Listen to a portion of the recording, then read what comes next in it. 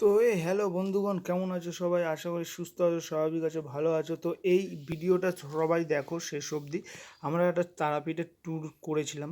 তো সেই ট্যুরের ছোট্ট একটা ভিডিও, যে কেমন ভিড় ছিল, কিভাবে পুজো দিলাম, সব কিছু জায়গায় ভিডিও করতে পারিনি, তবে যতটা করেছি ততটা দেখেছি। এটা আমরা গেছিলাম, সেই ভিডিও দেখো, এনজয় করো।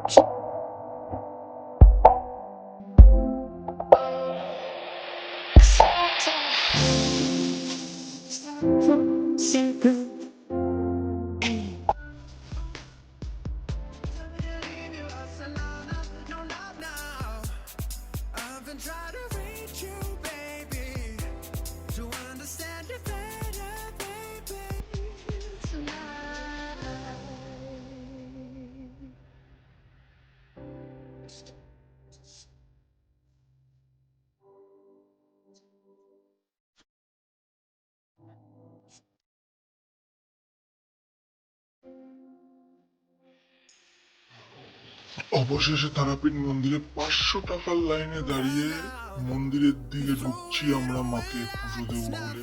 প্রচন্ড ভিড় ছিল, প্রচন্ড ভিড় ছিল, সেরা ভিড় আমার লাইফে দেখা। এবং ভিড় হলেও কি হবে, আমাদের পান্ডা বাবু অসাধারণ ছিল, এত সুন্দর করে আমাদেরকে পুজো করিয়েছে। মন্দিরের ভিতরে 15 মিনিট ধরে আমাদেরকে ঢুকিয়ে গেট লক করে রেখে দিয়েছে, খুব শান্তি করে পুজো দিয়েছি। এবং লাইনে দাঁড়িয়ে একটু কষ্ট হলেও কষ্টটা অনুভব হয়নি সেই সময় যখন পাশের জন দাঁড়িয়ে বলছে, দাদা আমরা কালকে রাত 2টোর সময় লাইনে দিয়ে এখন অব্দি মায়ের কাছে পৌঁছাতে পারিনি। তখন মনে হচ্ছে যে আমাদের কষ্টটা কোনো ব্যাপারই না, যে রাত্রিবেলায় জার্নি করে তারাপীঠে গিয়ে রুম পাচ্ছিলাম না, 4 ঘন্টা ধরে রুম খুঁজে রুম জোগাড় করে সেই রুমে ফ্রেশ হয়ে খাবার খেয়ে পরের দিন ভোরবেলায় ঘুম থেকে উঠে ফ্রেশ হয়ে 7টার মধ্যে মন্দিরের দিকে চলে গিয়ে লাইন খুঁজে বের করে পান্ডা ধরে পুজোতে দাঁড়িয়ে পুজো দেবো বলে দাঁড়িয়ে যেই আমাদের যেই মানে কষ্টটা হয়েছে সেটা তাদের তুলনায় আমাদের কিছুই না। তো খুবই ভালো লেগেছে, আনন্দ হয়েছে। মন্দিরের কিছু ভিডিও করেছি, কিছু ফটো তুলেছি, খুব এনজয় করেছি। আমরা ব্যাচেলার টিম গেছিলাম, ঘুরেছি। তোমরা যদি কেউ যেতে চাও আগের থেকে হোটেল বুকিং করে যাবে, কারণ ওখানে এরকম সময় প্রচন্ড পরিমাণে ভিড় থাকে, হোটেল পাওয়া যায় না, প্রথম কথা। আর দ্বিতীয়ত কথা হচ্ছে লাইনে দাঁড়াতেই হবে। আর জেনারেল লাইনে দাঁড়াও কি মানে অন্য লাইনে দাঁড়াও, ভিআইপি লাইনে। তো ভিড় হবেই, তুমি এটা মনে করবে না যে একদম ফাঁকা বা কোনো কিছু। ভিড় হবেই, ভিড় এমন একটা জিনিস, প্রচুর পরিমাণে পুণ্যার্থী এখানে পুজো দিতে আসে, তো ভিড় তো হবেই। আর যাবে, ঘুরবে ফিরবে, ওখান থেকে বামদেবের বাড়িতে যাবে। নলাটের শরীতে আমরা গেছিলাম, নলাটের শরীতে যাবে। নলাটের শরী রাস্তাটা একটু খারাপ, ভালো না। বাট তারাপীঠে যাওয়ার রাস্তা তুমি মোরগ্রাম হয়ে যাও বা সাঁইতিয়া কান্দি হয়ে যাও, এত সুপার রাস্তা করে দিয়েছে যে এবার আমরা বামদেবের বাড়ির দিকে যাচ্ছি।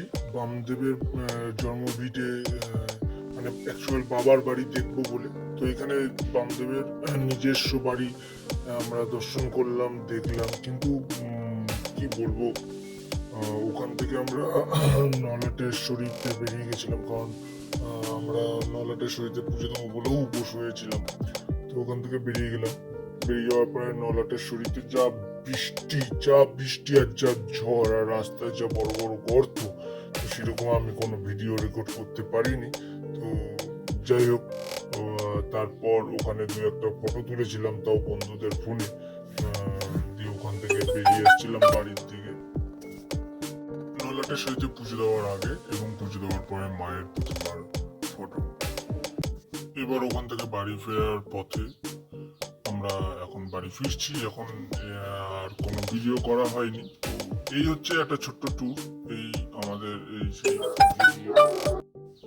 তো আমরা ওখান থেকে আসার সময় মোরগ্রাম পলসনদায় আর কি পাপ্পুদার হোটেল, যেটা পাঞ্জাবি ধাবা নামে পরিচিত, ওখানে দাঁড়াই। ওখানে লাঞ্চ করি আমরা দুপুরবেলায়, খাওয়া দাওয়া করি এবং খাওয়া দাওয়া করার পরে ওখান থেকে আমরা টানটা বহরমপুর হয়ে আমরা কৃষ্ণনগরের দিকে রওনা দিই এবং আমাদের গন্তব্যস্থল ধুলিয়াতে আমরা মোটামুটি বিকেল 5:30-6টার মধ্যে পৌঁছে গেছি। ভিডিওটা যদি ভালো লাগে সবাইকে শেয়ার করো, নিজেরা দেখো, লাইক করো, কমেন্টস করো। ধন্যবাদ। জয় হিন্দ।